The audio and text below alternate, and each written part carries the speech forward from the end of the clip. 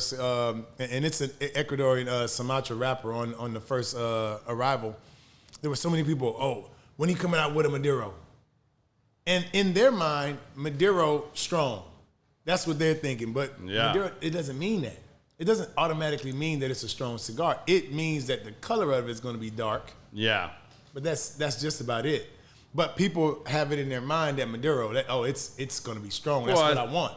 I think with the older crowds, especially, there was a lot more limited choices back in the day, whereas now we're in this cigar renaissance. Yes. Where the younger generation, our generation is really picking up into it. The younger generation is coming on board, and there's a lot more choices out there now where you're seeing people experiment a little more, whereas traditionally, you go back to those old cigars and find really old ones. Yeah. And Dark it's was very heavy. cut and dry. Dark was strong. Middle, the Ecuadorian, like Sumatras were a medium smoke, and Connecticut's were light. Yeah. That's all it was. You think about, because I think of, with Cubans and with different cigars where people have this, that Cubans are here and then everything else is below, but you got so many different regions of the world that are, like you said, that are playing with so much different tobacco that can give you so many different type of aspects of it that you just can't judge it off of the wrapper. You never could, but now especially. Yeah. You can't judge a book off that cover, off the wrapper, and just say, well, this is what it is. Oh, it's going to be light. Or it's going to be heavy. It's so many things that can happen with that cigar depending on what is inside of it and how it plays together. How all those tobaccos marry together and how they actually play with each other. You can get so many things from it. How many test runs did you have to go through on this last one? Because I know when we talked the first time, you were telling me, I couldn't believe it. It reminded me of when I did one of those cigar tastings where we literally, after one of the big trade shows, sat in here and we all passed around cigars and we smoked like 60 cigars in an evening. Oh, yeah. Like, what's that process like for you? And tell us a little bit about how you go through the process when you're doing that. I think this next one was a little bit different because the first one, I sort of determined that I was working with Manny and Noah and with the La Aura, and that was it. And so then we started working on tobaccos and working on different things. With this one, I didn't really know where I was going to. I still was working with Manny and doing stuff in the factory La Aura. I was going to other factories and working with other people who were, just magical in their own right. And so that sort of made it even more interesting because I'm over here at one factory and we're blending and doing different things. Now I'm going over to this factory and now we're working on certain things. Some in the same realm, and then some working on whether it be a stronger cigar. Yeah. And so not knowing what direction I really wanted to go, you smoke a lot more than you probably should because you're just working with so many different things and with so many different people. And then it sort of narrowed down to where I was like, you know what, because of just knowing I want to go this direction and I wanted to be on this level and I wanted to have this type of complexity to it. This is who I'm working with, and now let's see what we can do. Now let's work on a few things and put it together. So you got to sort of narrow it down and start being in this one box and started working on it. So, it started out a little bit crazy because of how many areas we were going in, but once we narrowed it down and sort of got into an understanding of what we wanted to do and how we wanted to really put it together, it made it a little bit more it was a little bit more, I guess, just the simplicity of it was a little bit better because I knew what direction I wanted to go. Yeah. I think that's cool. I think to see this evolve, I'm excited to see where this goes because we talk about this a lot on the show because we go into bourbons and tequilas and cigars. Yeah. That's kind of the commonality on the show is we sit down and share that and then just have candid conversation. Yeah. But you see where a lot of people, especially whether it's a bourbon or a spirit or a cigar, get really hung up on the name. A lot of people at first are like, oh, wait, is this Ken Hamlin, the football player, Dallas Cowboy that's, putting his name on a cigar? Yeah. Or is this Ken Hamlin that, hey, this is my new gig? Exactly. Like, this is something I'm passionate about, and I'm trying to create something different in this lane. I always tell people, if there's a little sprinkle of whether you want to call it celebrity or whatever it is that's still left, I'm gonna use that because I worked hard to get to for get sure. that. But this is me putting on a totally different hat. This is me actually diving into this industry. Something you're passionate about. Exactly. And being respectful of everybody that's already been in it and been doing it, but trying to carve out my own lane and do it and doing it actually what I would feel like is the right way. Is actually doing it with the whole aspect of I want to go through the entire process. Yeah. I want to be a part of all of it. I don't want to sit there and delegate, you know what, just make my cigar. You didn't just go buy a secondhand rolled cigar and put your label on it. Negative. That definitely wasn't. I mean, it would have been a lot easier. Right, for sure. It would have taken a lot less trips, whatever, to DR and different spots, whatever. But I wanted to actually be a part of it and actually sit down and learn and actually get that knowledge that all of these different people have given me. I mean, I think about with Guillermo and with La Aurora and Manny, the master blender of La Aurora. I've Ostis, whatever, who La Isla is another factory that I've worked with. Eladio Diaz, whatever, who's big with Davidoff, and now he's in his own thing, whatever. Just sitting with him and sort of taking in that feedback. And the crazy part about it is a lot of times it's Spanish that I'm getting, it's English. So, I mean, just deciphering all of these different things and really like learning what this is all about. And these guys are, some of them, 3rd, 4th, 5th generation. So they are well deep into it. And, me starting out and really just starting this tradition in my family, it's definitely important to me to have that sort of footing. And sort of dig in and get deeper from there.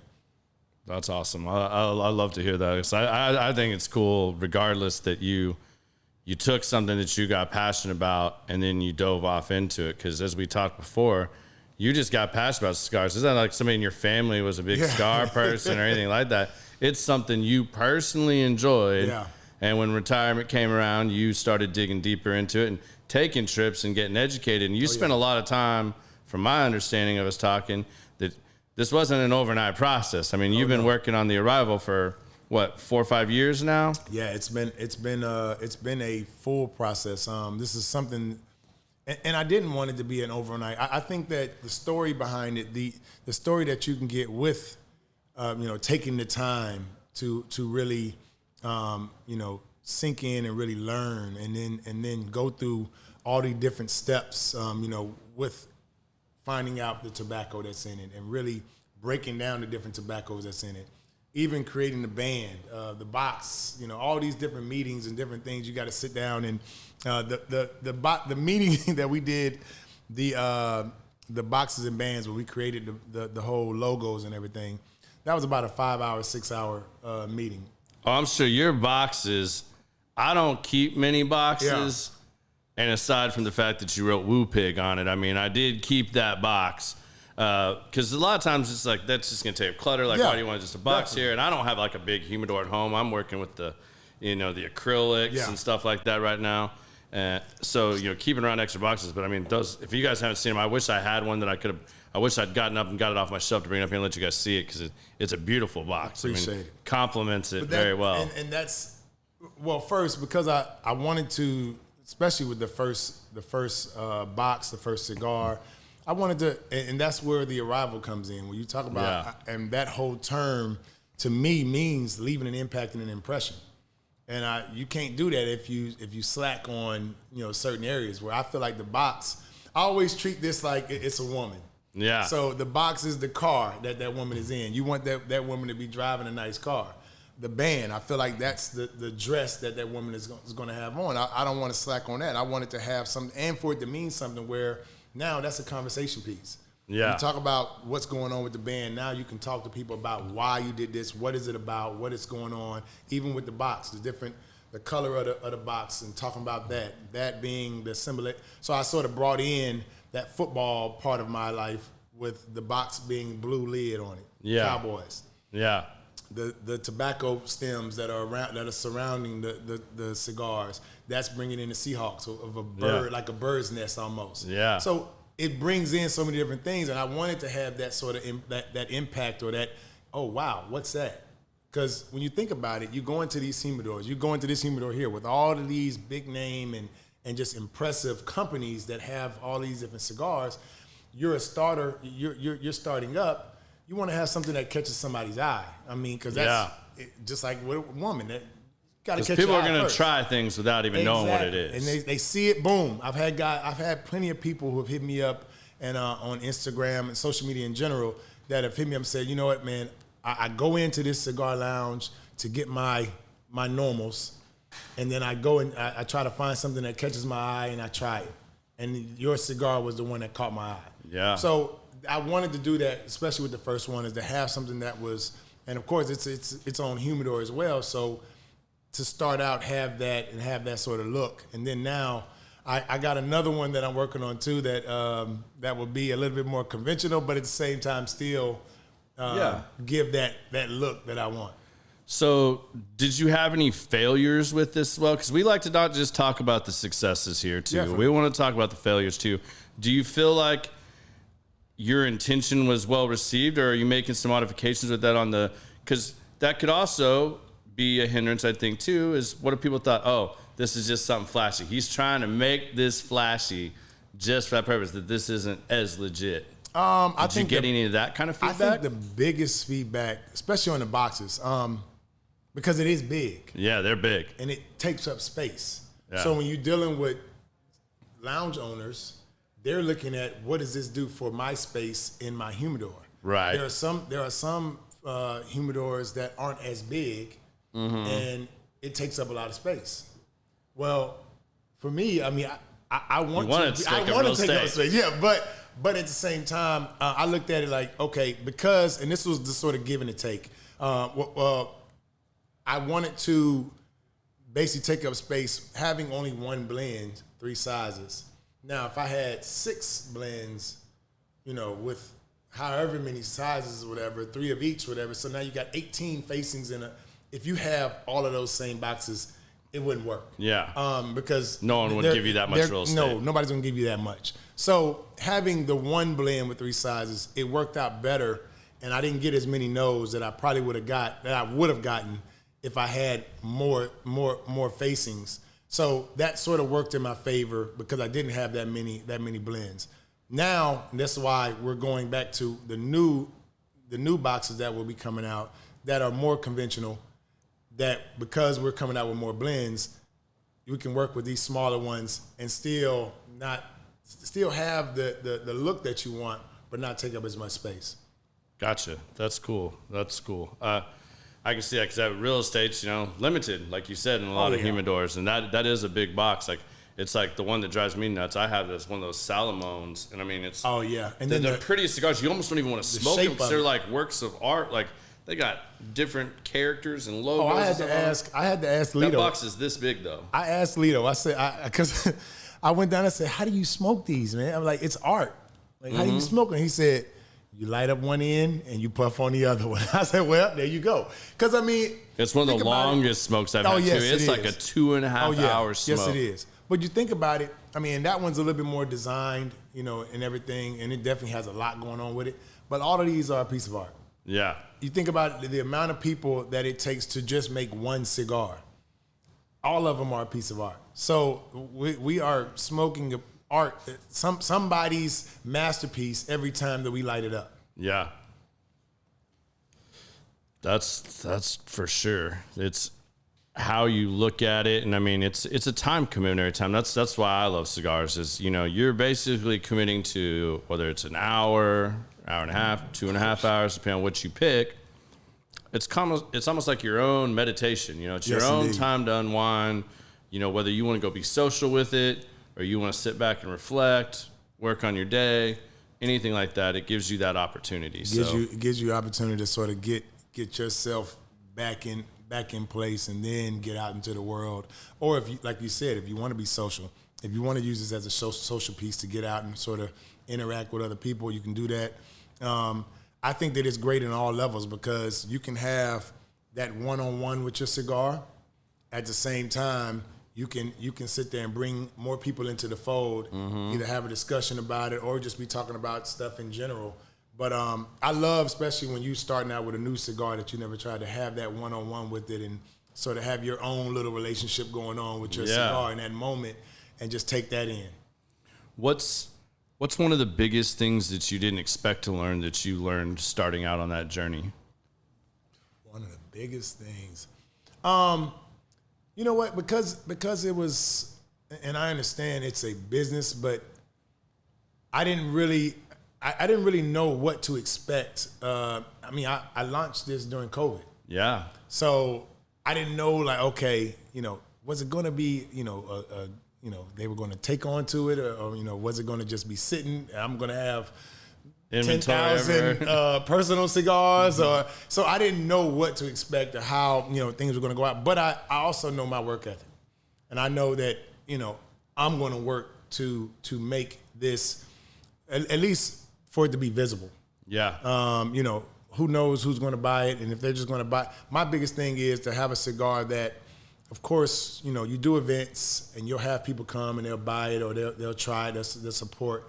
But my biggest thing is having a cigar that when you leave, people are still smoking it, and people are still coming to get it. And to see that, and I'm sitting in lounges sometimes, and you have people who are coming in, just individuals that aren't members there, and they're just coming in and they're grabbing a cigar, and I end up, talking with them. They're like, "Oh, this is your cigar," and they give you so many different, like, "Oh man, I can't believe," and that's like a personal like pat on the back when you like, wow, like they really do like it. I mean, so that sort of, that's sort of like you did well. But my biggest thing with me is that I always take those sort of like those goals, and I don't spend much time sitting on that because I set another one. Now it's time. Okay, next cigar, next city, next lounge. Everything is about what's next. So the biggest thing now is sort of just building this brand. Bigger than just one cigar, bigger than just one lounge, bigger than just one moment, and making the arrivals. I would love for the arrival to be more. It's a movement in itself. So it's not just about the cigar. It's about everything in this, just moving forward in a way of you have arrived in multiple ways. Not just you arrived whatever with the cigar and that's it, whatever. But no, you arrived business-wise. You arrived, with so many different things. So we are moving in a lot of different directions, but the cigar is the focus. Right on. Well, what's the biggest pitfall you hit that you didn't expect early on when you were starting your new business without using COVID? Because we know what happened during COVID is when you started. I think. Because what I like to do is one of the things is we really like to talk about is, I want to see other young entrepreneurs and other individuals that are trying new things. They're putting themselves out there. Sometimes they see it's just. Oh, they see all the good. They see all the good. They don't see all the struggle getting there. That's Instagram. That's social media for you in itself. Yeah. Instagram is going to show you all the great. I mean, everybody's beautiful. Everybody's successful. Everybody's. Yeah. I would say one thing with me is that understanding, because I had times where I had orders, but inventory is not there, and understanding that overlap, understanding, damn, I mean, I got this person want to order, this person want to order, this person, I have zero.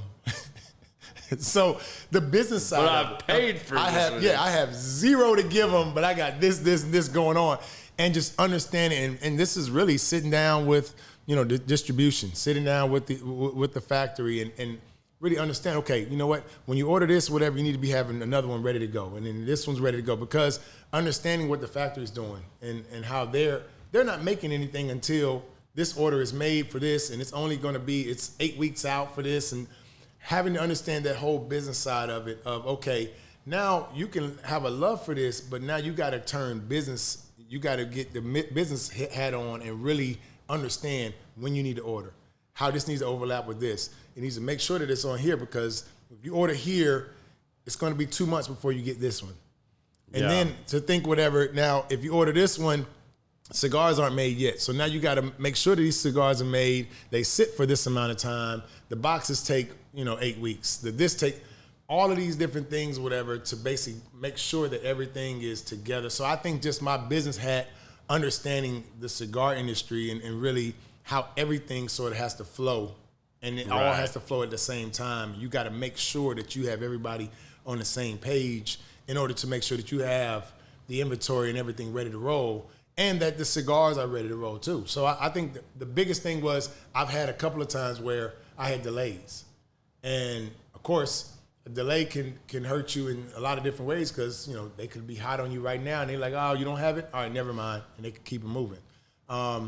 So that could work in you know. Or having to do an event and not even having your own cigar to smoke. Have zero to smoke. I mean, my first event, you know, and this was, like I said, during COVID. I was supposed to launch like January or February of 2020. I didn't launch until November. Now, when they told me that cigars are in, you know, they'll be here. Once they told me that the cigars are coming in, I basically had set up an event for that Saturday in Houston. Now, they told me that the cigars were going to get there on Tuesday, Miami Cigars in Miami. They were going to ship them off on Tuesday. They would get to me by Wednesday, no later than Thursday. I thought about that, and I'm like, I just don't trust it. I'm like, it doesn't sound right. So I woke up, and this was like Monday night. I was like, you know what? I'm going to get my cigars. I'm flying to Miami. I already called my one friend that was there, and I said, hey, you want to do a road trip? I said, because I'm going to get my cigars, and I'm driving them back to Houston. I got there Tuesday. They told me, yeah, the cigars got here. So I'm like, wow, it actually worked out. But then they said, but they're not clearing it. They're not releasing them. It might be tomorrow. I'm like, oh, see, I knew it. Something was going on. They were stuck in customs. Didn't get released until like Thursday. So I wouldn't have got them if I would have waited for them. Yeah. Ended up driving to the factory, loaded them up I rented a Suburban, loaded them up in the Suburban, 16-hour drive back, got back Friday, and had them ready for. But I mean, those different. What a things, blessing that you had that intuition at that time. And because I just had a feeling that anything could go wrong, especially it was COVID too. So I'm like, it's so many things going on, you just never know. And that worked out because if not, that would have been a whole nother delay. You know, and so many people, I had been working, the one positive about the delay was I had been sort of using the samples and stuff to sort of pump it up and really get it going, get the lounges ready to go. And they were ready for it. So to have that delay, it could have really messed it up even further. Yeah. So that was one of the things that sort of turned the negative into a positive, and I was able to sort of overcome that. That's awesome. I mean, just trusting your gut, man, pays so big sometimes. Oh yeah.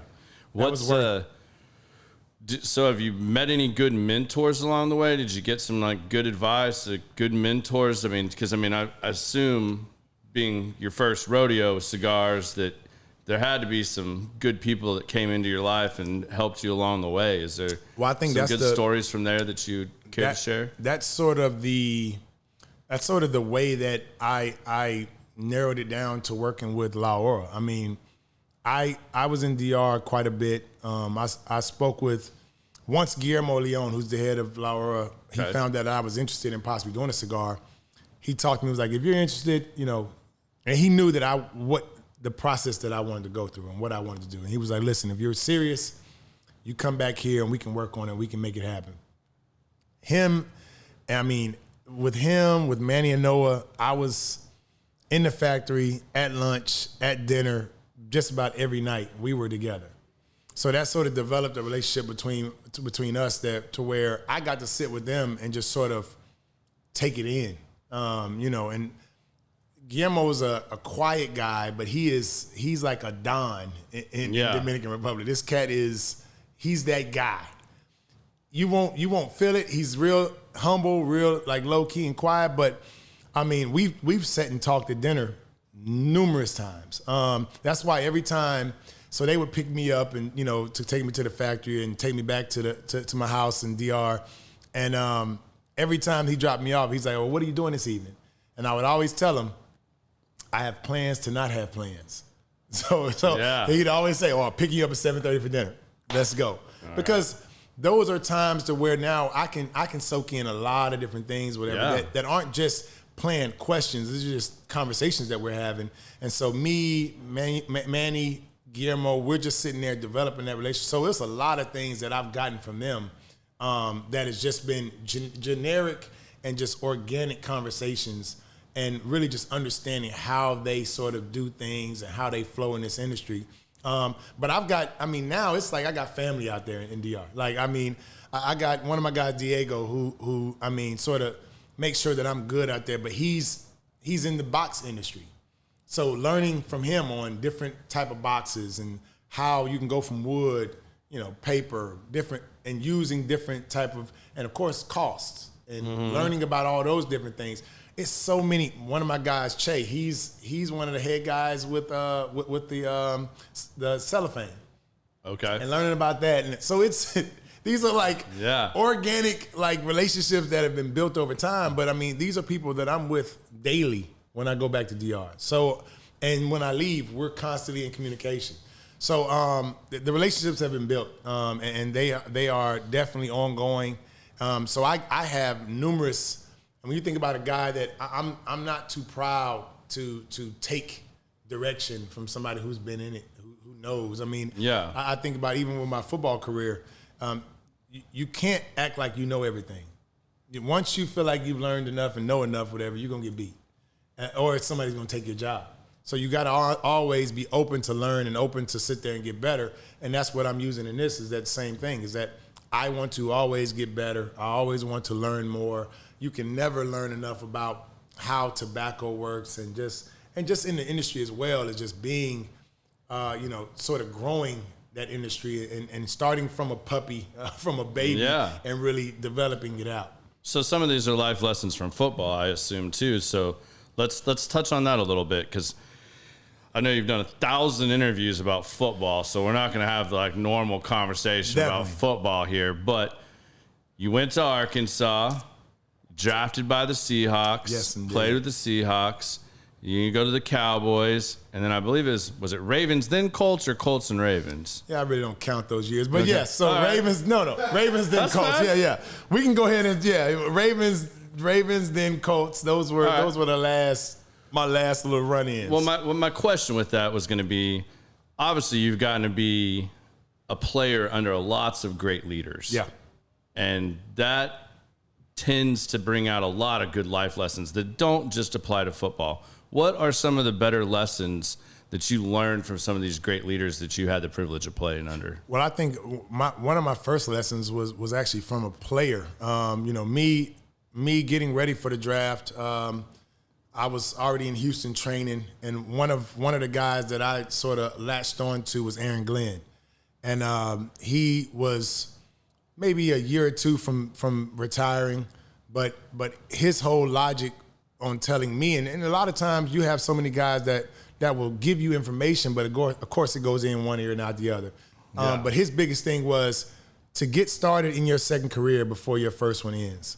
And I took that and that stuck with me, because again, you never know. Everybody thinks that they're gonna play 10, 20 years, 10, 15 years. Everybody. This is from the guy that didn't even get drafted to the guy that was the number one pick. Everybody feels like they're going to play 10 years plus. Yeah. But you just never know what might happen. So, and I think it's a lot more guys now in the leagues, baseball, basketball, football, that are taking that type of, approach on your best time to really start your next career is while you're in this one. Because you have so many opportunities, so many people that you can touch, so many people that you can talk to. And that's one thing that I did, is wanted to start, whether you fail or not. That's the biggest thing. And I think it's so many people, whether they're the athletes, they're professional athletes or not, there are so many people who have opportunities or have ideas that won't do it because they're scared to fail. Or Trust me. Stop right when they fail the first time. Yeah. Or that's it. But this is, listen, there are opportunities. That's when you have the greatest opportunities to really try it, see if it works. And then you know what? Learn from your mistakes. Because you didn't start out as a safety. No, I didn't start out as safety. And look, when I first started playing football, I wasn't safety, but you did not start out as safety. But my thing is that football wasn't even my best sport. Yeah, I heard it was baseball. Baseball was my best sport. Yeah, so like there are so many opportunities that you just don't know. And if you don't try, if you don't sit there and continuously try and actually learn from those mistakes, then you don't know what you're missing out on. So what made you choose football then if baseball was your best sport? Well, being growing up in Memphis, you know, I didn't have the people around me to really look at those opportunities of what, you know, going from, you know, whether it be AAA and being going through those different opportunities to work my way up. I didn't know the ins and outs of that, and I didn't have anybody to really throw it off of to sort of see either. I knew I got a scholarship in football. I knew that was guaranteed. I know that's going to work, and I can work that.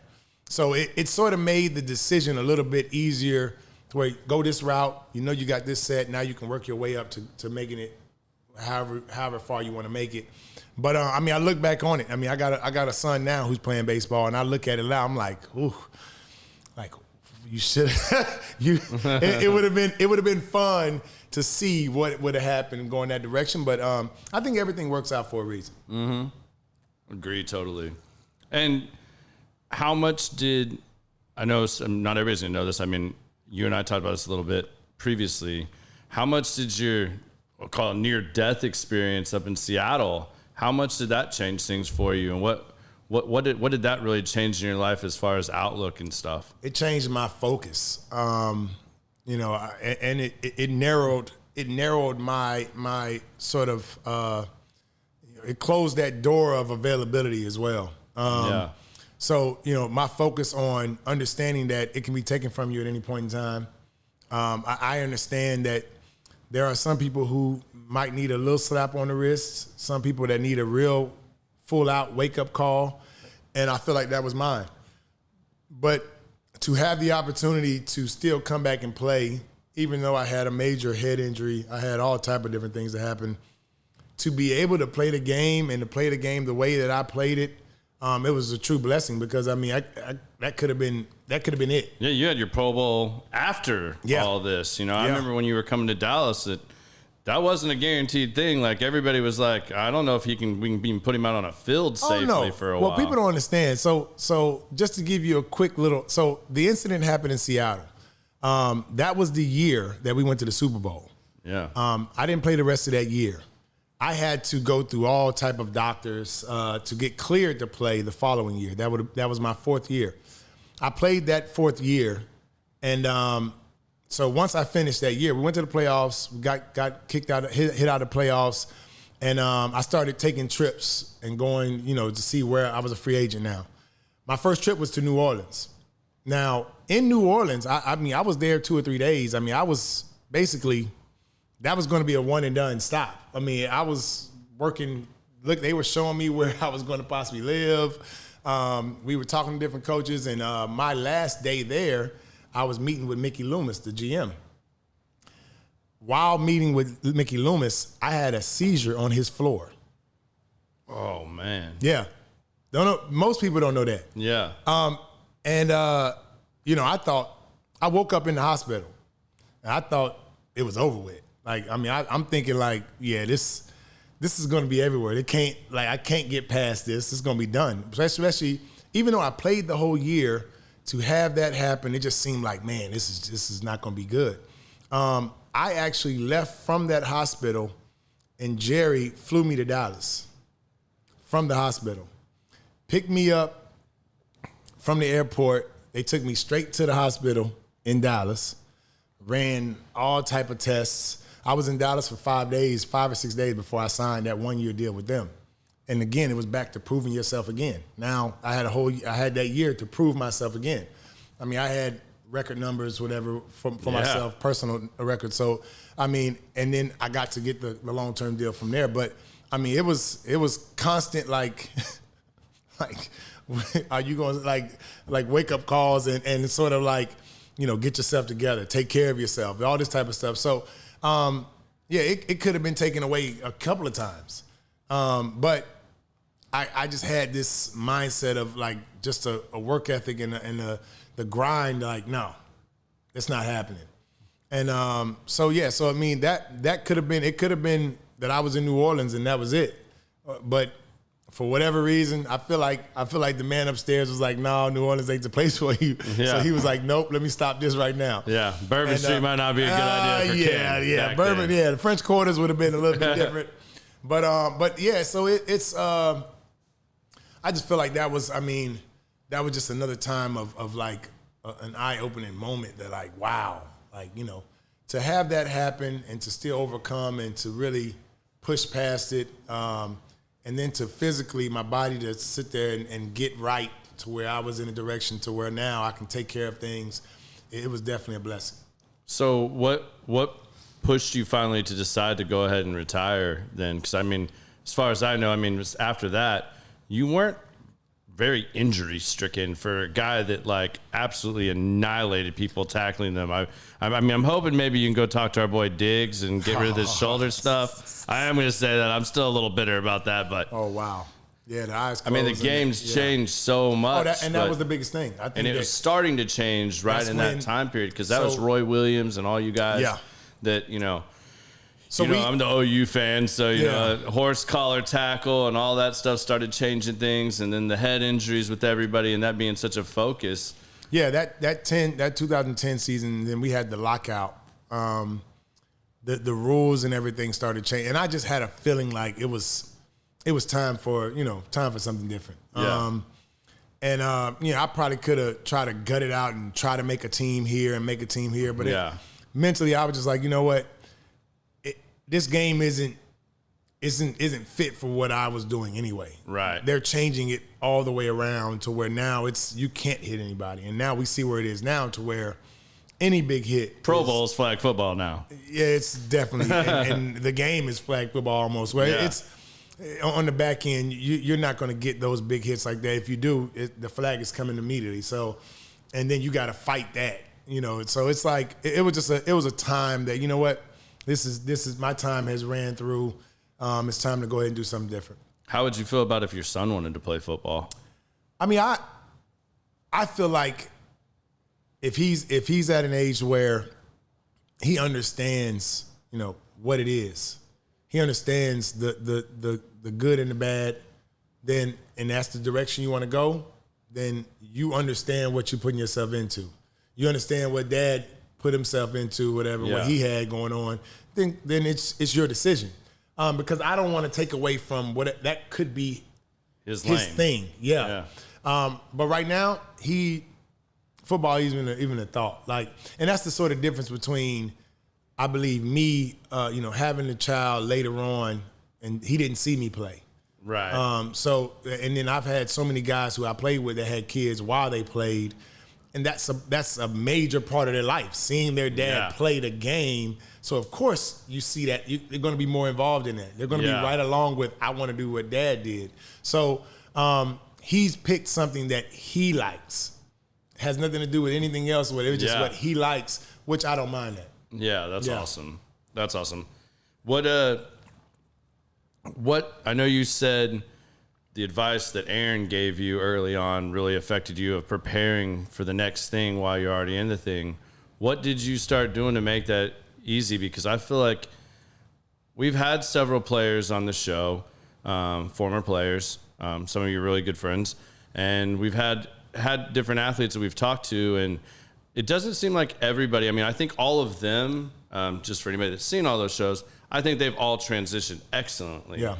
But you hear a lot of stories where guys really have trouble hanging up the cleats and moving on to the next thing or finding something that they can be as passionate about. How did you help yourself do that, and what were some of the early things you did? Because I feel like you did that very well. Well, early on, I mean, I got into real estate. I acquired, properties. And this is before I even had that whole mindset of just the business side of things. I mean, I wanted to, and that was almost that, you know what, let me see what happens, and I'm gonna try it until I fail. But I did that to have another income coming in, and this was early on. So that was the first thing that I did. Then got into some deals, and me, my agent, and a couple of the guys, we got into some oil deals and stuff like that. That ended up being, great. So it was sort of, listening to and being, of course, if you're in a group with people who are on the mindset of more and better and this that, and not where people are just complacent and cool where they're at. Yeah, I think that's the one thing. Whatever is just surrounding yourself around people who are looking to do better, be better, and I've tried to make sure that I've been around people who want more, who want to do more, who want to be better. And so that, I think that was the biggest thing with me, is that whether it be older guys or guys that just were on that mindset of, this isn't it, regardless of whatever field they were in, doctors, lawyers, different. So of them just knowing that, you know what, I want to be in a different lane. I want to do more. I want to be a part of more. And so I got attached with them and attached with other opportunities early on, to where I could sort of use those as leverage to do other things. Right on. Yeah, you can see that, and that's something I've observed with you. You are so approachable. You don't come off with this celeb status and all this other stuff. Like, you will literally talk to anybody and sit and have a legit, genuine conversation if they're willing to do that, and sit around with them. And that's one of the things I've always enjoyed about becoming your friend and getting to hang out and know you a little better over the last couple of years. Like, I just feel like everybody had, like, of course, our job is sort of televised, but everybody has a gig. My gig was just a little different than yours and the next person, but it doesn't make me any better than anybody else. And I feel like, first off, especially in this cigar lounge, you surround yourself with so many different type of people and so many people from different type walks of life that you just never know what this conversation could do. Yeah. You never know what that next you just never know. So if you sitting there and being a prick, whatever, to this guy or this person for no reason, it's like, for what? Like, I'm trying to enjoy the next day, the next minute, the next hour. I mean, I'm all about that more than thinking that I am. Let me make myself seem like I'm more important than the next person. No, it's not about that. Yeah, the genuineness comes out loud and clear, man. I appreciate it. I mean, you see that a lot. And that's one thing we've talked about a lot on this show, trying to get people to find places like a cigar lounge or something like that. And I mean, I'm not just advocating for cigar lounges. I've said many times, I've considered lots of different things. I just happen to find that a cigar lounge vibed with me, and it put me around the type of people I wanted to be around, and if you work to something like that and you get these people around you, you're constantly meeting new people, hearing new ideas, getting stuff spun around you, and influences that could be something. If you're especially you think about it in a business aspect, you hear so many. You can sit in a lounge and you can hear so many different things going on that you just never know that might click with you. I was just at our lounge back in Houston, and one of the young ladies, she has some type of medical center. And she was looking for a certain type of doctor or whatever to be whatever for that center. Well, just so happened that day, one of the guys that is a doctor came in his uniform, and she ended up talking to him about it. And he was like, yes, I'll do it. They connected on that just off of that. Somebody introduced, he was open to it, she was open to it, they talked, and it worked out right there. You just never know the opportunities that are there because you have so many different people that have so many different, and you never have that conversation. You never open up to have that conversation. You just never know. And you just missed that opportunity that could have not just made you better, but could have made this person, that person, a lot of different people would have it better that day. Yeah, I agree. And sometimes it's people just realizing you can have a normal conversation with somebody just because they do something different than you.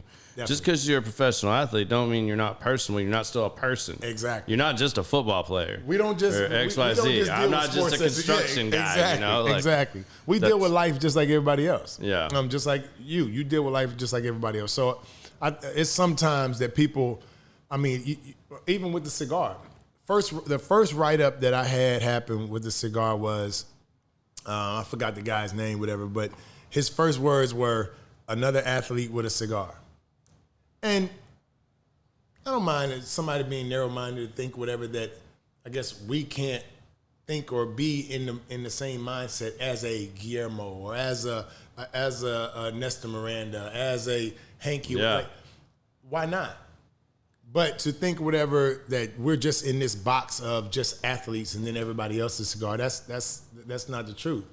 Because if I build it like a business, like they did, if I treat it like a business and the love of it like they did, then why is it not the same? Yeah. It is the same, whatever. It's just somebody's opinion, and that's all it is. For sure.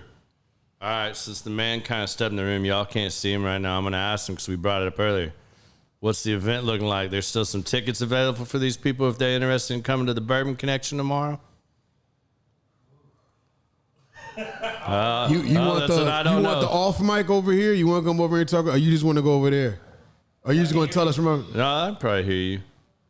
That's Rodney. Or You can hear Rodney. over. Yeah, it's Rodney. Come He's on loud. You already know that. Yeah.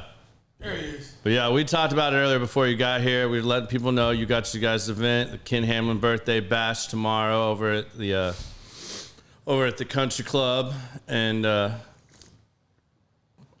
tickets available. They're not available. I mean, I've been telling them they need to go to the site real quick. Like, we got if they a lot of people coming. We extended the tickets just to get more people in. I don't know if we like what we capped it back out at because we sold out, and then we were like, nah, we had a couple more. We selling tickets at the door. Yeah. Hey, look. We was like, we'll go ahead and extend it. If you bring Rodney a bottle of Special Reserve Mixers or something, he might let you in. You'll get a lifetime guarantee access. Yeah, exactly. To the Bourbon Connection. Bring some Behikes and we'll work something out. No, but tomorrow's gonna be a dope night. Y'all got to make sure if y'all don't got tickets, get them now because it's gonna be live tomorrow. Yeah, I'm telling you guys, like I've talked about this a lot before. You got to get Ken to tell us what he wearing tomorrow. Yeah, you know what? I've been joking about that all week long. I was like, he's gonna come in here with his Fast and the Furious Tyrese pimped out outfit or something. My thing is, whatever. I just go to the closet, I grab something, I make it work. You are way too GQ for that. Hey, listen, He gonna have that dark blue suede smoking jacket with his Balenciaga socks. Hey, I'm just saying. My thing is, it is. Rodney about to show us something. Oh, that's out the closet. You ain't cut. That's out the closet. Let me see it. That's Let me out see the it. closet. Listen, but what I say though is that now I got suits for days now. Damn. But it's out the closet. And This is out the closet. Yeah. And once again, this one, what I'm wearing tomorrow, is out the closet. Ken just is to impress. That's all I'm gonna say. No question about it. I'm looking at a picture of him right now. He looked like Tyrese, Raphael Sadiq with Billy D. Williams in essence walking behind him. This right here, this is out the closet. Out the closet, Doc. This is taking me 4 weeks to put together. But what I say is that it's going to be right. Tyrese hooked him up when he did that stunt double stuff for him for a while. Man, I'd see some Raphael in there too. Yeah, though, man.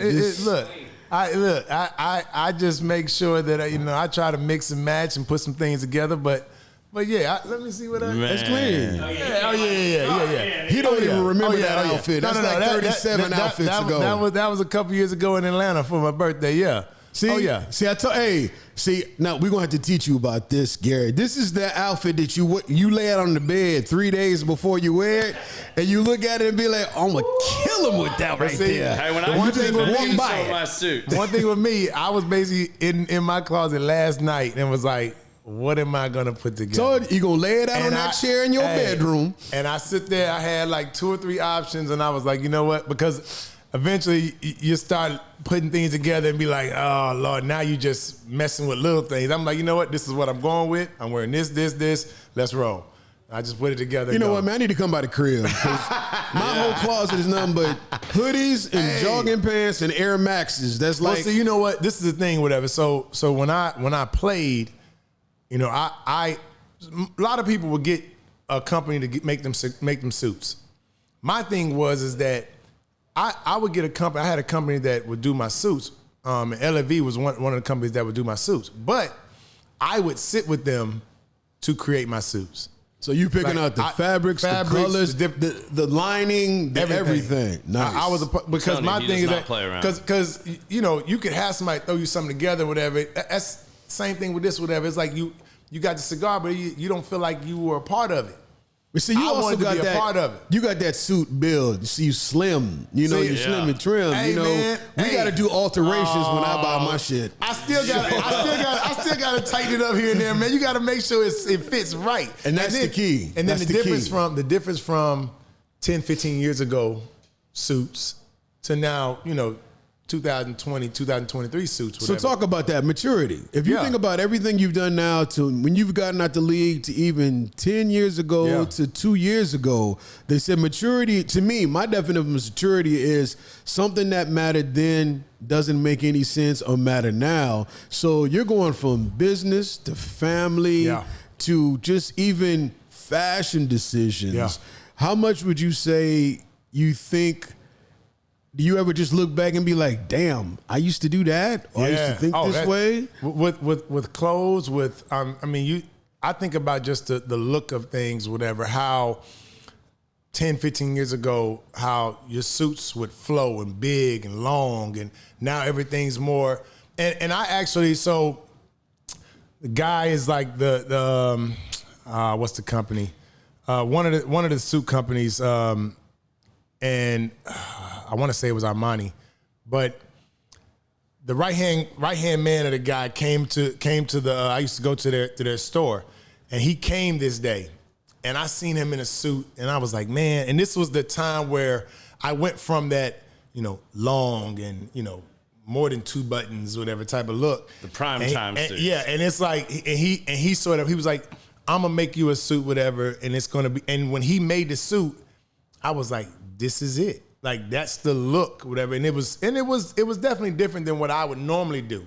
And he was like, just roll with me with this, and I ended up getting this suit done. And from that point, I was like, you know what? Okay, tight, more fitting, like less of the movement with the suit and everything. So it definitely has changed mindset wise, and just what the look is. It's definitely changed from 10 years ago, for sure. I'm praying for baggy jeans and Timbs to come back, because some of these tight jeans I be having to wear, if it ain't got that little bit of elastic give in it, it's a problem. My thing is that I don't go all in one way on anything. You got to have a change up, whatever. So so you don't have just one look. And I'm always, and my wife would tell you, I always have different things where I'm looking, okay, let me try this. All right, I'm going to grab this one piece. I'll put it with something. We'll see what we put it with. And I always sort of mix some things up, whatever. So even with the suit tomorrow, whatever, it's not one complete suit. It's a mixture. It's a hybrid. I grab this and put it together and see what works. See, I know Rodney whatever went and bought him a suit and whatever. He went out and got Rodney went to a damn fashion show last week just to get prepared. I know he went and had to go grab something. See, my thing is whatever. I know one of my close friends, she's like my little sister, whatever. She and she's dealt in clothing for years. She lives in Cali. And she's in the cigar business industry now. But she would come in my closet some days, whatever, and would turn my 30 or 40 suits into 60 to 80 suits. There you go. Because she would mix things up. Certain things, whatever, that at the time, I was like, that don't look good. That don't look good together. This don't look good together. But she would put it together. I'm like, I can see how that works. I can see how this works. So it sort of opened me up to sort of seeing more things and how you could play with it and turn one suit into 4 different suits. That's why the new industry is, you ever see those things where you get a box with different shoes, shirts, and all that. They do it based off of your style. And then if you get 3 or 4 boxes, you can mix them. Thread Beast. Yes, that's what I saw. Like, I was like, that's genius. My nephew turned me on to that. Man.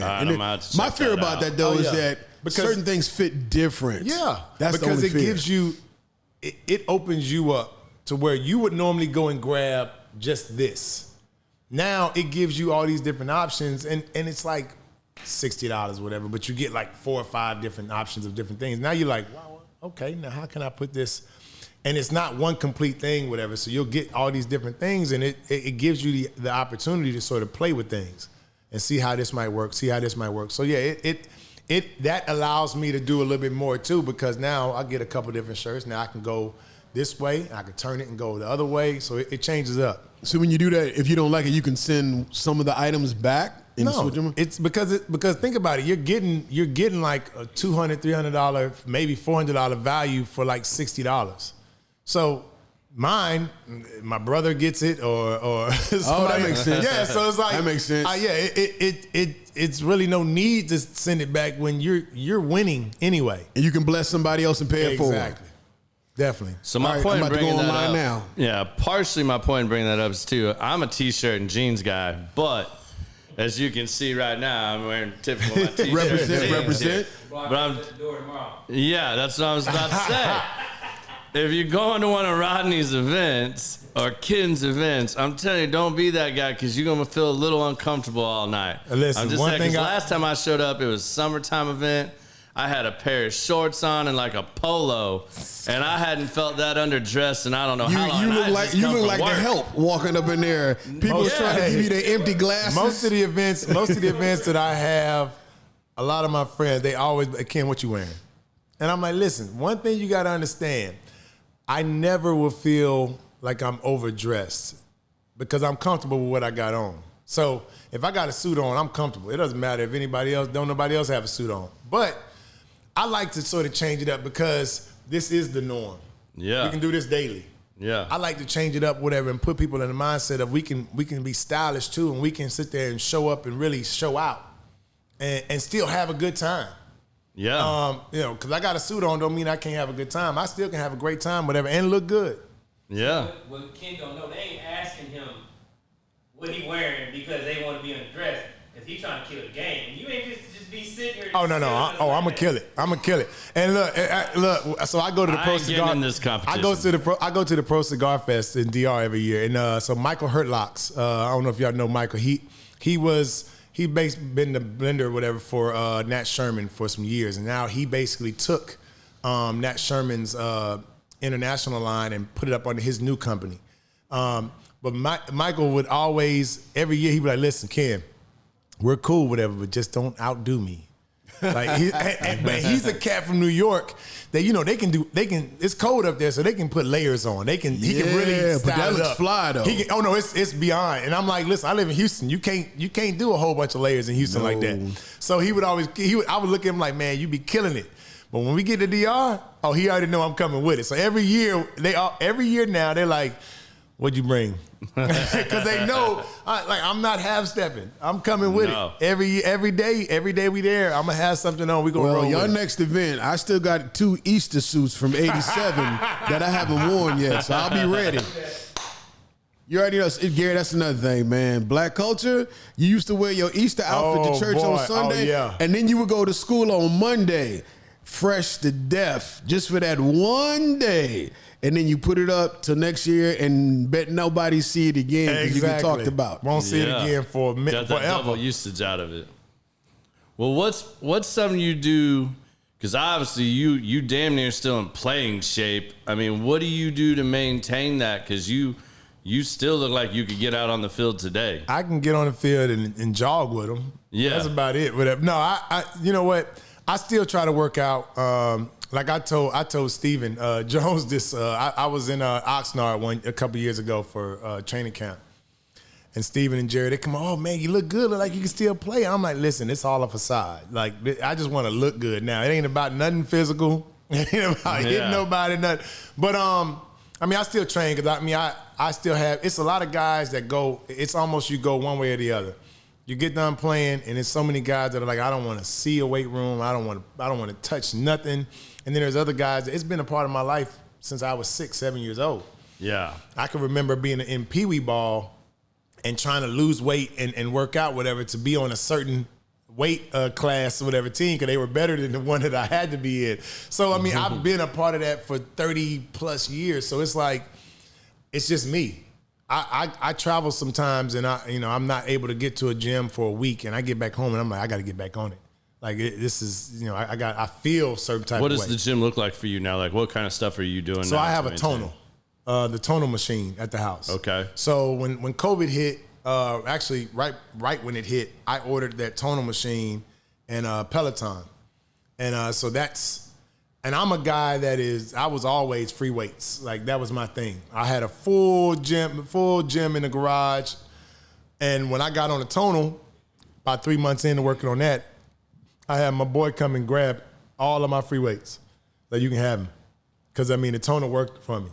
So I'm on that just about 4 or 5. I do different programs on it because you can do 2, 3, 4, 5 day programs. But I'm probably working out 3 to 5 days a week, and still, it's just not on the level of weight as far as like I'm not trying to hit no maxes or anything like that. I'm just working out to make sure I challenge myself and keep my body right. What do you do when you do try to work out when you're traveling? Like, what are some things you've learned that you've been able to incorporate when you do travel? Oh, well, I still have a jailhouse workout that I can still do without any weights. Push-ups. You can do push-ups. You can do squats. You can sit there. You can do dips. It's stuff you can do, whatever. You don't have any weights, you can still get active. And then, of course, you have certain like little hotels that have their miniature gyms that you can go in there and get a little extra workout in. But and then the good part of my tonal is that it has an app where I can do the on-the-go app and really still get a workout in and really challenge myself. So that's always with me, so I can tap on that and get a 20, 30, 40-minute workout in just in my room. You still keep your diet pretty strict, or you? Yeah, I never really had a diet. So in college, I actually used to every day before practice, I would go to the Union, I would go to Burger King, I would get a double Whopper with cheese and bacon, and a strawberry shake, and I would come to the training room and I would eat that every day before practice. And not to mention, this is so one thing that's different from, early on to now is that, so I used to drink back then and I don't drink now. So it's been like 10 years since I had a drink. So that sort of has helped me. Like, I feel like it's been a great thing for me or whatever, because now I don't have to worry about whatever that might add to whatever was going on. Yeah. So that plus, I still grab a burger here and there. I still grab some wings or whatever case. I don't watch my intake like that. I'm enjoying. So you've never been a person that's had to really worry about like putting on weight or taking it off. Oh no. I've always been right at that 205 to 210 range, and I've stayed there. Now it's more. My doctor's like, well, you're like 195. This is great. You could lose a couple more pounds. I'm like, lose? How skinny you want me to look? But I feel good. And I don't have a goal on weight. It's about just keeping my workouts going and feeling a certain way and making sure. I understand that I put my body through a whole bunch in the years that I played football. So now it's on keeping myself fit, and to where maybe if I didn't work out, some of those ailments I would feel a lot sooner than I probably will feel now, because I'm still active and keeping myself going. Did you have any other major injuries besides the head stuff that you've really had to work around? I've had plenty of injuries. Like serious ones, yeah. The only, I guess, surgery that I had a torn labrum after my second year, and didn't miss any time for it, but I got off-season surgery with that. But of course, all of my fingers have been jammed or something has happened. Broken this hand twice. MCLs, turf toe, ankles, back, neck. Everything is sort of. So I got the bed to make sure that it was right for me. I got your sleep number dialed in. Yes, indeed. So different things you got to do now to make sure. But when I travel, depends on what bed I'm in. I was in Maldives one time, and the bed was so soft that I almost couldn't get out the bed. My back was so tight and everything, so they had to come and flip the bed, and I'm like, listen, change it. I'll sleep on the floor. But so it's just different things you deal with that, but got to deal with it. Right on. What was I going to ask you? What the hell is a labrum? Oh, labrum in your shoulder. You got one, I believe, in a couple areas, but it was in my shoulder. Okay, I just had to ask. I was sitting over here. I was trying to Google it. I was like, the hell is a labrum? I didn't know. Okay. I didn't even really know that I tore it until. So I know that I hurt my shoulder during the season, but I played it out exit physical was great and everything. I passed everything. Got home, and in the off season I played basketball, and I was going up for these rebounds, and every time I put my hands up for a rebound, I had a sharp pain in my shoulder. I was like, that can't be right, and ended up having off season surgery. And I mean, they did they stitched it up and everything, so it was cool. But the rehab is worse than anything. My mom had shoulder surgery, and she said she'd rather give birth again than do rehab The on rehab the shoulder is again. terrible. I mean, I was stuck like this, not even be able to get full range for the longest amount of time. I mean, I'm like, listen, when is this going to change? Yeah. So, the rehab is terrible. Can't pick off a ball when you can only raise your arm. No, you cannot. So, the rehab that's the one thing about people don't understand. Like, I'd rather be practicing and going through the hall of that than to be on the side having a rehab. I was going to ask, you said that was year 2, because I was going to say, wasn't it like year 3, you had that hit that was talked about forever. I forget who that was, that you absolutely laid out. Dante Stallworth? Yes. That was actually year 1, game 1. Was it year 1, game 1? Game 1. First game, played against New Orleans. Aaron Brooks threw the ball across the middle. It was almost like a skinny route. And, it was almost like a helicopter. Yeah. And he actually, so Dante, that's my guy right there. But after that night, because we played in Seattle, so they got back home. We were out, and he called and was like, "Ken, they got me on SportsCenter, doc. Like that's not cool." I said, "Listen, you got to blame your quarterback. Like he the one that threw it." Yeah, but that was back when you could hit and listen. No flags were coming out during that time. It wasn't anything happening during that time. Though somebody's whip was getting broken into. Man, We all started checking pockets. Hold on. I was over here.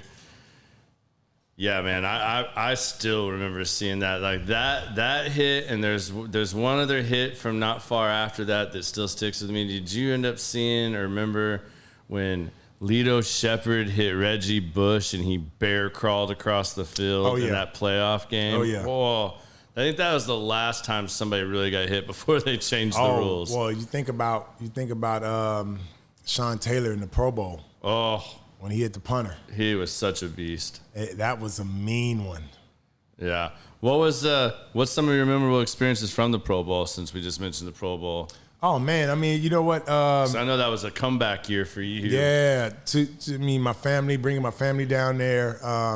The entire experience was great. Of course, you got the best of the bests, from all the guys out there, and we had 13 on the team that went. So, I mean, that was a great experience. We won the game, which was another positive. I can remember, so that year, crazy, we had, of course, you got 3 safeties that go. Yep. Me, Roy, and then another guy. I won't even mention this guy because this guy is basically incarcerated right now, whatever. But 3 guys went. The night before the game, Roy, like a stomach bug, and he doesn't even know if he's going to play. And now I'm looking at it like, wait a minute. First off, we've been drinking all week. And so me and the other guy might have to play the entire game. I'm like, this is not what I signed up for. Hold on. But while we were on the bus, me and Roy were talking. It was like, well, if you don't play, like, you don't get paid. He was like, well, I might be able to muster up a couple of plays. So I'm like, you might want to get out there or whatever. Like, yeah, so he ended up playing a little bit, whatever. But, like, I was just like, man, you got to play. Like, we can't just be out here 2 guys 4 quarters. That ain't going to work. I mean, of course, we do it in the regular season. We do it. But this is like this is for fun. This is a little bit more enjoyable than that. So that was one thing. I mean, Adrian Peterson, that was the year he made it, and he was destined to win the MVP. He had it on his mind the entire week that he was coming out to get the MVP. He wanted it bad, and he played it that way. Yeah. Like those type of things are cool to sort of see, and just the guys all the guys that made it on our team. It was, we had 3 of our 4 starting secondary that was there. Yeah. Me, Roy, and Tinu, we all made it. So that was cool to sort of see. Like we all got, we represented well throughout the season, and the guys, our peers, voted us in for what we did during the season. So that was pretty cool. What do you think Cowboys need to do with their secondary right now? What do you think about the secondary this year? Oof. Because I think we've made a lot of improvements, but I know like losing Jordan Lewis, that really hurt. But we had a lot of guys step up this year too. Well, I mean, yeah, a lot of guys stepped up. I think that if once you look past the front seven, it's a lot of patchwork that you see on the back end. It's not we haven't really brought in a guy at the safety position that is like he's the anchor. Yeah. And he's going to run things. And people don't understand that it's not just that his play of running things, but communication is huge in that safety position. Yeah. Being able to get guys lined up, being able to understand situations, and for me to tell this corner, hey, you don't have no help this play, and him understanding that and playing a certain way, and me leaning this way and doing that, and then switching from the next play that, you know what, all right, you got to play the inside or the outside, or just the communication before plays that really makes a difference, to where now I can play free and that guy can play free too, because he understands where I'm going to be. I'm going to be here and he can trust it. Yeah. And because we've done it so many times, he understands that he can trust me and play free and not to be thinking so much. And a lot of times I think you see it, even in the game this past week, you see guys are unsure. Yeah. And then you see a guy wide open because the communication wasn't there. You see a guy, whatever, playing so far off, and he lets the guy catch it and he turns up and makes some more yards because you're not sure. It shouldn't be any play like that. Yeah. But to see it so many different times, on the back end, it's huge on communication. Of course, the skill level has to be there, and I think all of the guys, you're in the game. Skills. You got the skill set. It's the communication and understanding where you are, where your leverage needs to be, and all these things would ever play a big role. And to have a guy like that on the back end, I don't know who that guy is for them right now. Yeah. And that's a problem. Yeah. That you don't know who that vocal guy is, who's the guy that's going to get everybody lined up and make sure that they understand what's going on in this play, not worrying about the next play, what's going on in this play. Then we can get to the next play. Well, I've been practicing my field goal kicking because I think there may be a spot open next season. There's no maybe. It can't be. There's no maybe. They that job showed is that open. first field goal that got blocked. Oh no, it was already on its way. It was far left. I was like, unless he got a magical hook in that kick, kick was going far left. Somebody that was getting peanuts and popcorn was getting ready to get that football. The best thing that could have happened was it was blocked. Bruh. Because in his mind, he was like, it was going in, it was blocked. So that made those two field goals that he kicked a little bit more doable. Normally, Other than that, the kicker gets like a pat on the helmet, but when he made him, I don't nobody said nothing to him. He's like, hey, I did it. They was like... And listen, I don't deal with kickers. Like listen, during the week, they have the leisure of, they're at Starbucks, they're at Subway, they're gone. Their meetings are probably 10 to 15 minutes and they are out the door. We're in meetings for hours. And they are just roaming around. You got one job. Got Starbucks, they over here sipping, walking around. That's why I tell them, listen, them and fullbacks, I always say, and Moran Norris is one of my guys back in Houston, but I always tell fullbacks, whatever, that, like, so I had a fullback that used to be in my locker next to me, and I would always tell him, you don't do interviews. Like, you're a fullback. Like, who's talking to you? No, you don't need to do it. So he was a younger guy too, so he would always ask me, like, can I do the interview? I'm like, to talk about what? I'm in the red zone. You are a fullback. All you're doing is blocking. No, he can't do no foot. But it's the same thing with kickers. Like, you got one job. You should be a master at that job. Man. And nowadays, even with punters, we don't do directional kicks anymore in the league. Like, that, it's not a big thing anymore. Now you just kick it. Just kick it deep, and that's it. As far as you can. Because back in my day, whatever, we had guys that could kick it in that corner and hit that number right there on the side, and you knew he can hit it there. Now that's not even a skill set anymore. So now you should be able to just be great at it. Reminds me of the NBA, because NBA to me is the most boringest sport next to golf, because all they do is shoot 3-pointers. Oh, everything is about the 3-point now. Yeah, that's it. They're about to make it 4-pointers because nobody goes in the paint. Nothing. It should be. Do you think that that's one of the biggest things the Cowboys are missing? And I want to ask this in kind of almost like a two-part question here, because I know you heard some of our other friends that played for the Steelers. We had a whole big discussion about this, about how the Cowboys don't have a standard. And they'll talk about how, it's one of the things Mike Tomlin puts out there, and is the standard is the standard. And that, everybody's held to these standards. Do you think the Cowboys missing something like having a standard like that Or do you think it's more that in key positions like we talked about the safety, are they just really lacking a couple of those key players in those positions that really is like the coach on the field that really keeps all these guys together and keeps them more communicating better and sets that standard of communication? Well, I think if you look on the defensive side, who is their leader? Yeah. And not just by play. I mean, 'cause I understand Michael Parsons, he's a beast, and he does it playing the game. Yeah. But who is the guy that sort of gets everybody together? Who is the guy that, I mean, and normally they elect, the middle linebacker's that guy or whatever, but who is that guy on this team? I don't think you can really identify who that guy is. Normally, the D-line, they do their job. They do their thing. And you have a guy that is the communicator, like guy, linebacker, safety, that is the guy that's going to keep everyone together and on the same page and keep things going. You just can't identify that guy really, to me, right now. Yeah. And it's not about age either.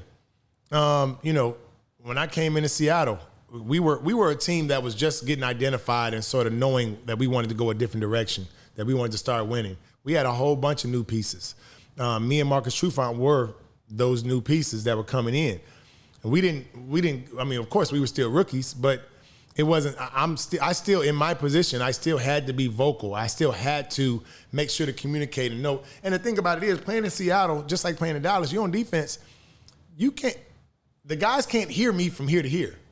Like, so it's not about just talking to them. It's about signals. It's about doing it, making sure that however you got to get it across, they understand what's going on, because you don't want guys just running out there and then now they're running out there late and now they're just like, now I just got to play this guy, not even thinking about anything that we went over during the week, not picking up, and are these guys picking up on what's actually happening, to where we had Todd Bowles.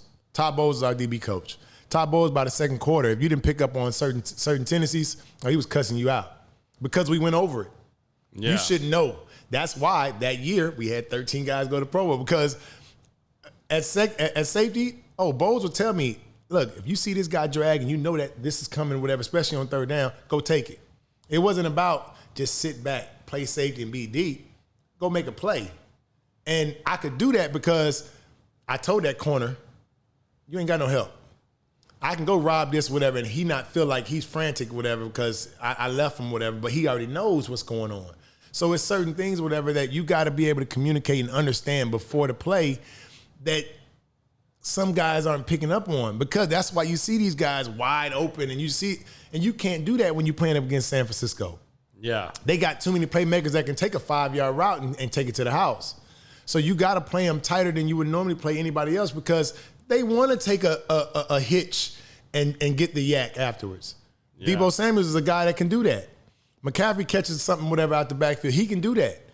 Ayuk can do that. Kittles can do that. You got too many weapons to where you got to play sound. You can't just worry about, and then, you got Parsons going up against one of the best in the game with Trent Williams.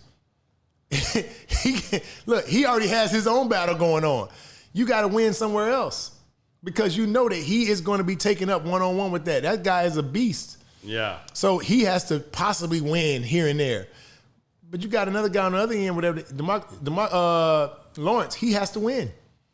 The guys on the inside have to win. The linebackers have to be able to play and open up some gaps, whatever, to where they get pressure and leave him where he got some space. Parsons can make a win on the end. It's so many things that have to happen, whatever, but communication is the biggest part of it on the back end, because it's so many things that go on in the play. Yeah. I'm about to go get a whiteboard so you can put some X's and some O's, start drawing some lines. I'll bet you when he does his stuff at Arkansas, it's like everybody feels like Tony Romo's up there breaking down the damn game. It is a lot. I don't think people understand how much of the classroom comes in, especially at all positions, but especially on the back end, whatever. So we played in Seattle, we had to play against the Rams twice a year. Now, Mike Martz was a guy that he was their OC, that he never, in their offense, they never lined up in the same spot twice. So you never got the same set twice in a game. Now, they ran the same plays, but it was always from different sets. So you had to eventually, on the run, pick up what it was so that you can actually defend it. If not, all you're going to be doing is hitting the guy after he catches it. So you got to be here in the classroom more than that, just thinking your physical attributes are going to get you through a game and actually win the game. So how hard is that to week after week watch tape on the team you're about to play? Like with the example you said with the Rams, if you know they're never going to be in the same formation every time and you're trying to study it, like you have to forget who you played last week, focus on this week, and from week to week, to try to remember. You got to watch the week before out, and then understand that every team has a tendency. Mm-hmm. Now you got to look at this isn't familiar, but once he motions down, now he's in this set. Okay, what do they do from that? And then understanding that from that, it's different routes. There's certain route combinations that you can get from certain. Now they would change things up, whatever, but for the most part, you get certain tendencies, whatever, that, this set is going to get you this combination, whatever it is. Now, from there, you could get one off here and there, whatever, and you just got to play. But you can play those tighter because you know I'm either getting this or this. You know down and distance what they do, and we always break it down from the short, mid to long distance, so on third down especially, of what you could get.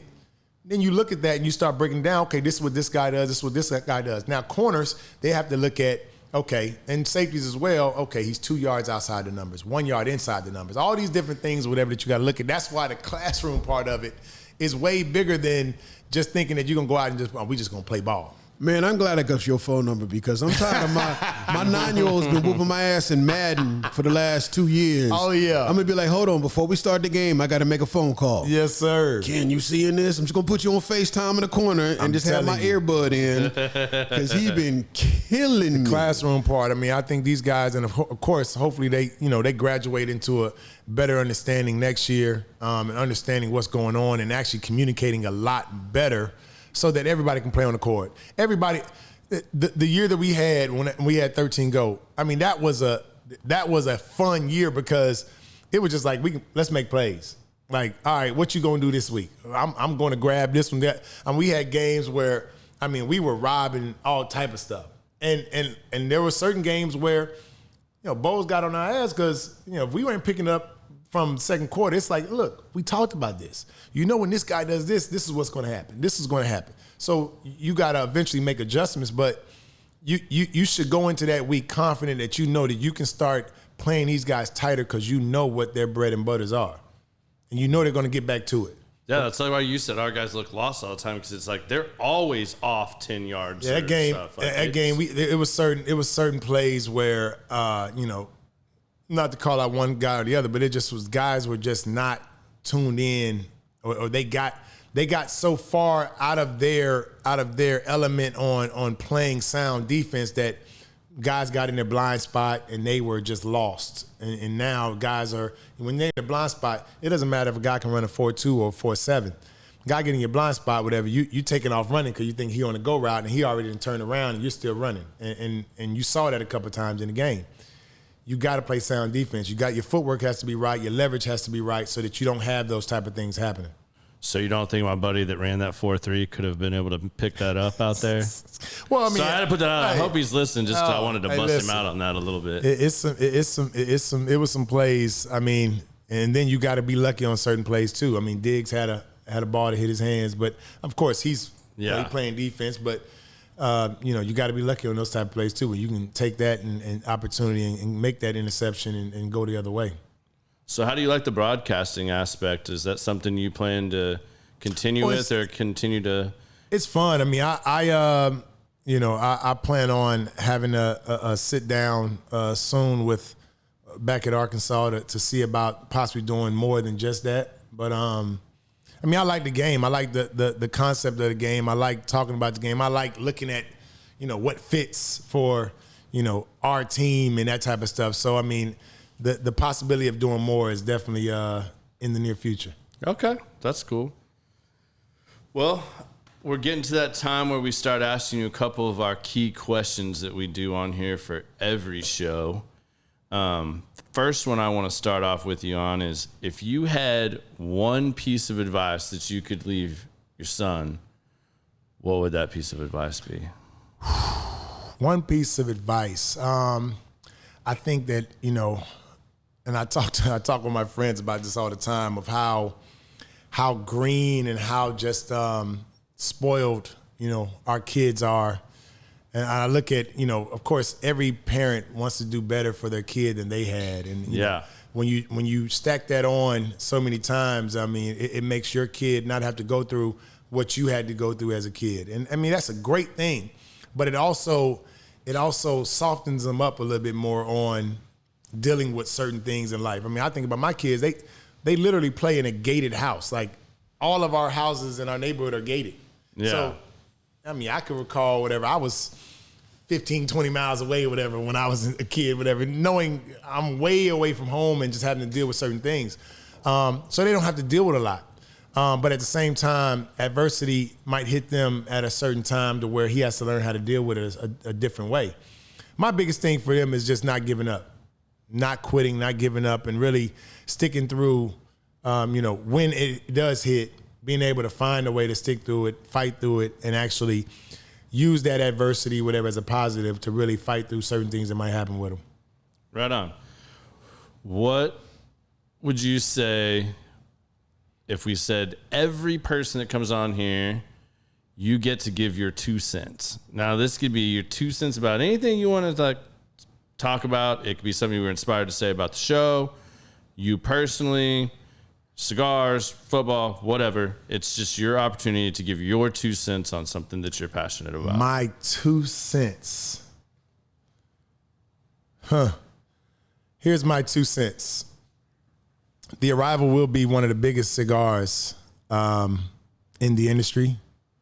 My 2 cents on that is because of the passion that I'm going to put into it, the guidance that I have, to actually learn and continuously learn, using that football knowledge of really using a team to accomplish goals, and also using the sounding board of others who are enjoying that cigar, who are trying a cigar to basically go into the classroom and learn how to get better.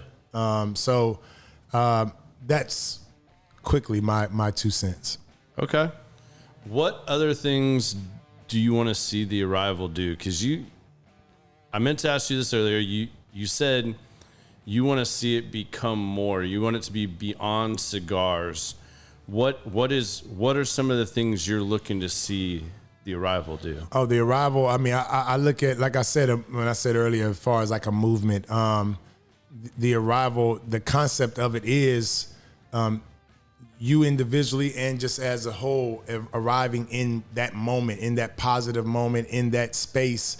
So I look at the possibility of Arrival being an actual lounge, the Arrival being, a space that you can actually go to and still enjoy that same concept, and that you have arrived. Not just you arrived in this moment and enjoying a cigar, but you have arrived in this moment of enjoying this space.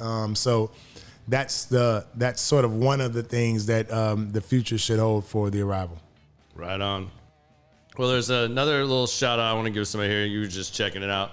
You reminded me of it. So I had a good friend from high school that dropped these off just out of the kindness of his own heart. He has a company called Nut House Custom Coatings. Okay. They do like what do you call it? The coatings that you see on like the guns, like they do powder coating. There's another name for it. He's also doing laser etching, but as you can see, he took my logo just online. That's dope. And like made me some coasters, man. He said, I saw you guys had coasters out there, but you didn't have your own, so I wanted to make sure you got those. So wow. Shane, quick shout out and huge thank you for that. Shane, there's a few things that I don't have that if you want to just put the logo on some things, just let me know. We'll work it out. And for the record, his website's easy to get pictures and stuff off of. I had to learn that the hard way, so somebody didn't send me any. Yes, sir. Well, Ken, I want to thank you, my friend, for coming out here and doing the show with us. Sir. I hope you guys in the Bourbon Connection have a great event tomorrow. I will be there for a little bit. Thanks, man. Really appreciate it, and I wish you much success with the Arrival as you continue to grow this. I think it's a phenomenal cigar. It's one I enjoy to throw into my mixture. Like I said, it's my coffee cigar. So yes, sir. I'm looking forward to seeing what else you put out there, my man. Definitely, man. I appreciate it. Definitely putting it in the air to definitely grow and actually bring more for you and others to enjoy. So it's a fun concept, a fun experience for me. So I'm hoping that everybody can definitely get out and enjoy and just try something different, try something new. You just do some new swag, man. We got to get some more. We got to get some more swag going. That's the next thing we're working on is putting together a luxury line of Arrival apparel and different things. So. Yeah, we're working on it. Right on, because I know you're gonna come out with some real GQ stuff. It's gotta be nice, man. It's gotta fit. Yeah. It's gotta fit the mold, definitely. Well, thank you, man. I really appreciate it, and I hope you all enjoyed the show. And we'll see you next time. Next week we'll be live. I'm gonna do a little live remote like we did earlier last year because I'm gonna be on vacation. I'm finally gonna get to go see my little brother. So who knows what that's gonna turn into? It should be interesting. Me and my little brother getting out in Hawaii and I'm gonna just throw one out there. Whatever. I'm gonna be sitting here in 43-degree weather. Just you're not gonna be. It's not gonna be 40. This isn't gonna be in Aruba this week. 60, but Hawaii. Hopefully it'd be about 80. Hopefully, yeah. Should be. Well, thank you guys. Hope you enjoyed the show.